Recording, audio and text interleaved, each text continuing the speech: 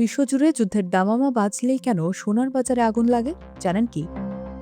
প্রথম বিশ্বযুদ্ধের সময় যে সোনার ভরি ছিল কয়েক টাকা, আজ তা কেন কয়েক লক্ষ টাকা ছুঁই?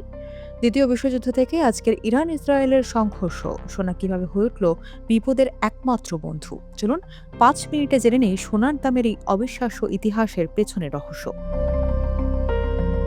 ইতিহাসের দিকে তাকালে দেখা যায় যুদ্ধ মানে অর্থনৈতিক অনিশ্চয়তা। যখন কোনো দেশের মুদ্রা বা শেয়ার বাজার ধসে পড়ার উপক্রম হয়, তখন বিনিয়োগকারীরা তাদের সম্পদ বাঁচাতে নিরাপদ আশ্রয়ের খোঁজ করেন। আর আদিমকাল থেকেই সেই নিরাপদ আশ্রয়ের নাম হলো সোনা। সোনার কোনো দেশের সীমানা নেই, এর নিজস্ব মূল্য সবসময়ই বজায় থাকে। আজ আমরা আলোচনা করব কিভাবে গত 100 বছরের যুদ্ধগুলো সোনার দামকে আজকের এই উচ্চতায় নিয়ে এসেছে। ১৯১৪ সালে যখন প্রথম বিশ্বযুদ্ধ শুরু হয়, তখন বিশ্বের অধিকাংশ দেশ গোল্ড স্ট্যান্ডার্ড ব্যবস্থা অনুসরণ করত।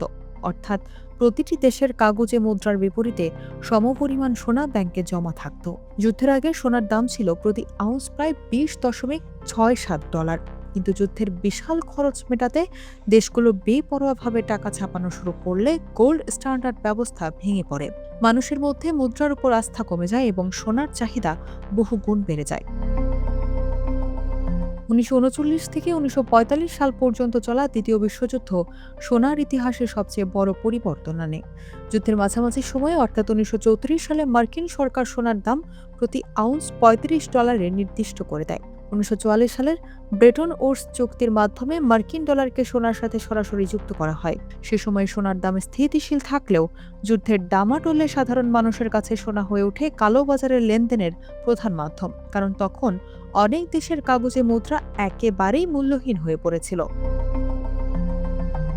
এখনকার দামের সাথে তখনকার তুলনা করলে যে কেউ চমকে যাবেন। ১৯৪৫ সালে যে সোনা ছিল মাত্র $35 প্রতি আউন্স, আজ ২০২৬ সালের এই সময়ে দাঁড়িয়ে সেই দাম প্রতি আউন্স $৫,০০০ ছাড়িয়ে গেছে। অর্থাৎ গত ৮০ বছরে সোনার দাম বেড়েছে প্রায় ১৪০ গুণেরও বেশি।